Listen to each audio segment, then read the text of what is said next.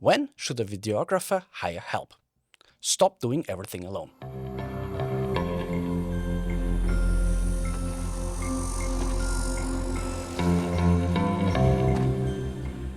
At some point, you just can't do everything alone anymore.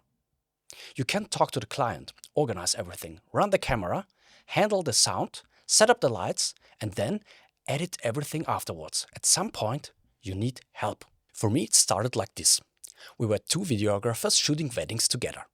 We both filmed, and then we took turns editing. One edited one wedding, the other one edited the next one. At the beginning, it worked well, but after some time, we had a wedding almost every weekend. And next to our studies, we just couldn't keep up with the editing anymore.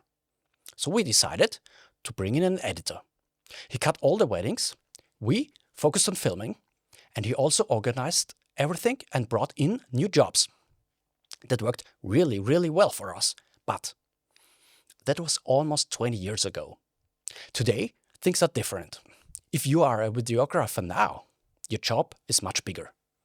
You handle client communication, camera, sound, lighting, everything on set. And then you also edit it. So the question is, when should you bring in help? Who do you share your money with? What actually helps you? And what is just a big film set with 30 people where only 5 of them are working? I can only share my experiences. I've been working as a cinematographer for about 15 years now. And this step from working alone to working with others is what I want to talk about today. So let's start simple. If you work alone, you plan everything yourself, talk to the client, choose the gear, figure out how to do everything alone. The first step is get an assistant. Someone who helps you on set.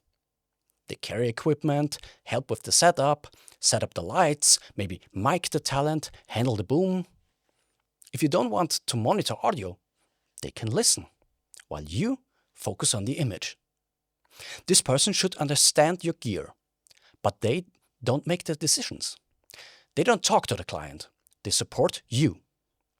For many videographers, this is already enough, a small 2-person team that works really well. You still do the editing, you just have help on set.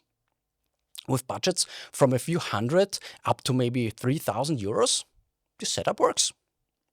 The next step is when you don't handle everything yourself anymore. For example, when you work for a production company. Then you don't create the project, you just execute it. And those projects are usually bigger. More budget, more people, more structure. Now, you might have an assistant, a dedicated sound person, maybe even 2 cameras and 2 operators. Suddenly, you're not alone anymore.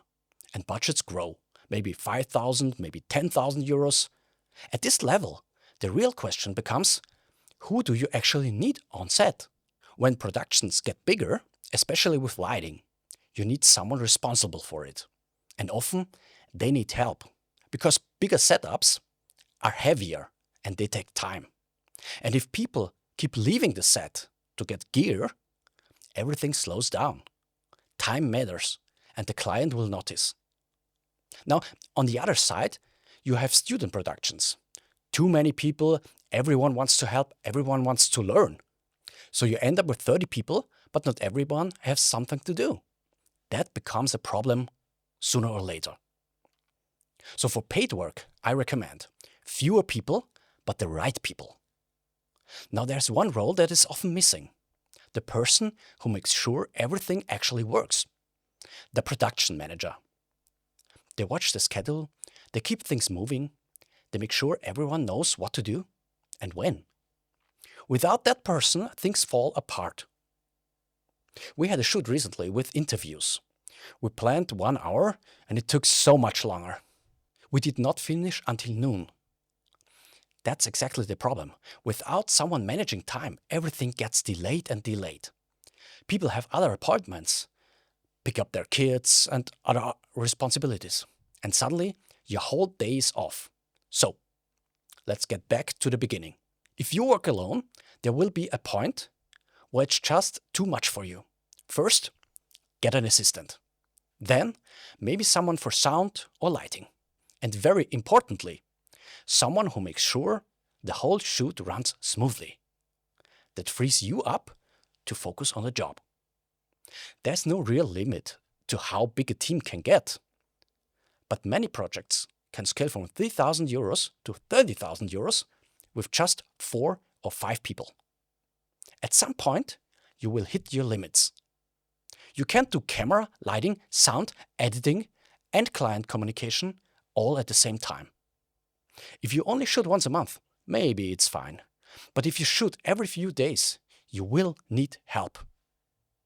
For example, having someone else edit is a huge advantage. Even better, if that person was already on set. So my advice is simple. Start small, add people step by step. And most importantly, have someone who makes sure the shoot works. It's not about having many people. It's about having the right people in the right roles. That's how you grow as a videographer. And if this helped you, consider subscribing. So, see you next week. Goodbye.